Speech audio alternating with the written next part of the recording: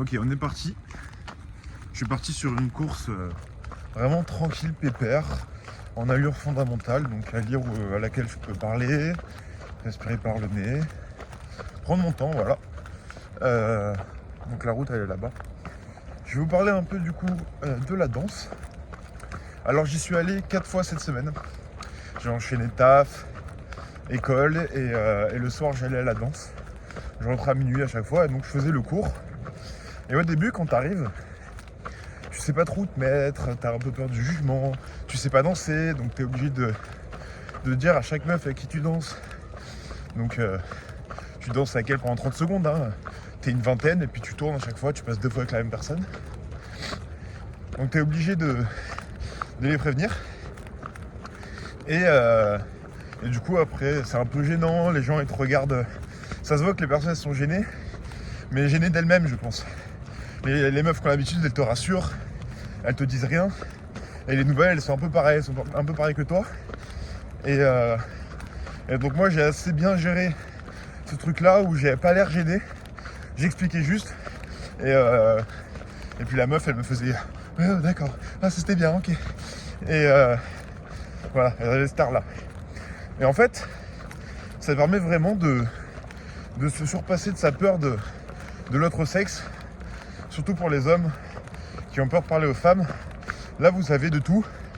Des gens qui vous plaisent pas, minces, rondes, vieilles, jeunes, il y a de tout. Donc en fait, si tu viens de passer par 10 personnes, vieilles, grosses, minces, machin, et tu tombes sur une fille qui te plaît à la fin, tu vas être dans la même optique. Dans le truc de voilà, je danse avec des meufs, c'est le cours, c'est le jeu. Et en fait c'est ça qui est plutôt intéressant au niveau de la relation. Et par la suite après le cours, c'est danse libre. Donc tout le monde danse avec tout le monde. Et là tu peux retourner vers les personnes que tu es allé voir pendant le cours juste avant. Et il n'y a pas de mal à ça. Donc pour ceux qui veulent pécho, c'est un peu compliqué. Parce que tu danses à quelqu'un, t'es collé serré machin. Comment lui faire comprendre à partir de là que tu veux plus, sachant que tu es déjà en train de te danser la bachata comme ça. Et c'est compliqué. Mais pour être à l'aise de plus en plus avec les femmes, c'est cool. Même avec les hommes d'ailleurs. Parce que souvent ils sont là pour les meufs. Moi je vais pas vous mentir, c'est un peu pour tous les trucs. Surtout pour le social. Pour apprendre à danser. Et je vais vous expliquer après pour le bien-être qu'apporte la danse. Et du coup pour rencontrer des meufs. Pour ce qui est du bien-être qu'apporte la danse, au niveau de cette pratique, il faut savoir que les avions, il y a la base militaire à côté, c'est pour ça. Cette pratique, donc la danse à deux, c'est ni dans un but compétitif, il n'y a pas de fin. Donc le tennis c'est un jeu où il y a une fin, il y a un gagnant, celui qui gagne le nombre de points. Il y a les jeux infinis. Il y a quoi ? Il y a des jeux qui en fait on n'a pas envie que ça se termine. Et la danse en fait partie. Et c'est là que c'est fort, c'est que aucune compétition, tu lâches ton corps, tu parles avec ton corps, tu as peur de parler, tu parles avec ton corps. Et ça c'est très bénéfique. Niveau cérébral, en fait, il y a un truc qui s'appelle la plasticité cérébrale. On en parlera dans une autre vidéo. En gros, c'est la façon de s'adapter. Et on sait tous, savoir s'adapter, c'est un peu une forme d'intelligence, d'arriver dans une nouvelle situation et savoir quoi faire, avoir les réflexes, peu importe la peur, le stress que nous provoque cet événement, on sait quoi faire.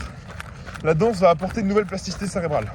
Comme tout autre sport, comme toute nouvelle activité, savoir cuisiner, machin. Plus on a de compétences dans un domaine, plus on a confiance. Et là, ça va être la même chose. Et donc, ça, c'est comme tous les sports. Ça permet d'avoir une nouvelle angle de vue. Et associé au fait de sociabiliser, on est déjà sur un combo plutôt pas mal. Ensuite, à l'image du street workout, et comme Eric Flag le dit, ça permet de maîtriser son corps dans l'environnement. Faire un avec la musique, se laisser porter, faire attention à ses gestes, à ses mouvements, comment on est socialement dans l'espace pour pouvoir interagir avec les gens du quotidien. Et ça, c'est super important pour développer le charisme, l'estime de soi, la confiance en soi. C'est quelque chose qui peut vraiment apporter un plus. Vous savez, la notion de qualité de vie, notée par exemple de 1 à 10, elle a commencé en 1930. C'est-à-dire qu'il n'y a personne avant 1930 qui s'est dit « Putain, faut qu'on soit bien dans la vie, on peut s'améliorer, on peut progresser ». Et de là est apparu les sports extrascolaires par exemple, qui ont permis aux gens de vouloir s'épanouir et de se dire « Ok, ma vie elle peut avoir un but. Ce but, c'est de me sentir bien, épanoui dans ce que je fais, pouvoir faire le travail que je veux. » La danse, c'est une activité qu'on peut faire après le travail très facilement. C'est des horaires assez flexibles. Donc selon où vous habitez, s'il y a des grandes villes à côté, généralement de 20h à minuit, il y a de quoi faire. Et donc voilà, c'est après le taf. Minuit, c'est pas trop tard, vous pouvez vous coucher à minuit, vous levez à 8h le lendemain, ou même 6h, 7h pour pouvoir recommencer.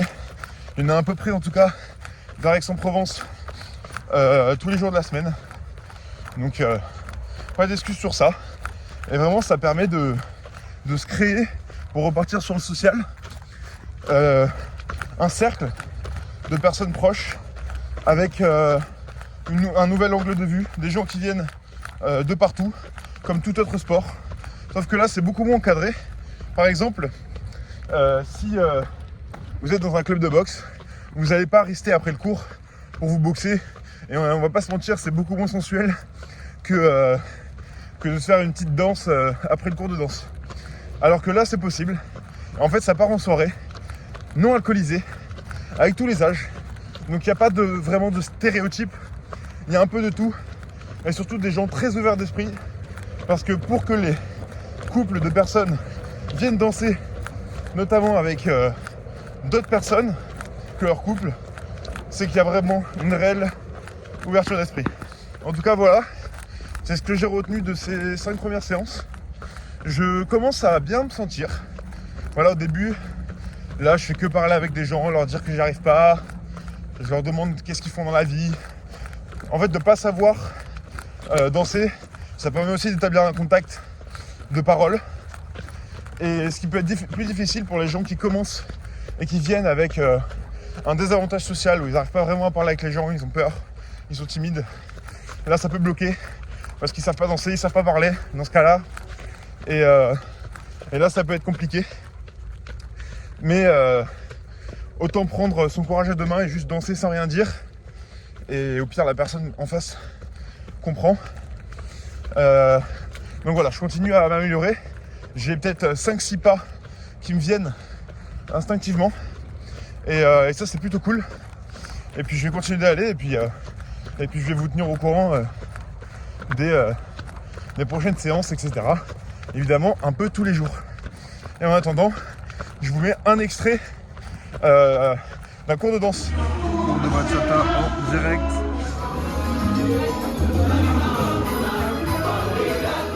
Merci d'avoir regardé cette vidéo, les gars. On se dit à demain. Là, je vais refaire une vidéo sur une loi des 48 lois de pouvoir de Robert Greene que j'ai assez retenu et que j'ai mis en pratique dans ma vie. Donc, si vous regardez cette vidéo le jour même, à demain. Et si vous regardez un autre jour, à tout de suite. Allez, ciao!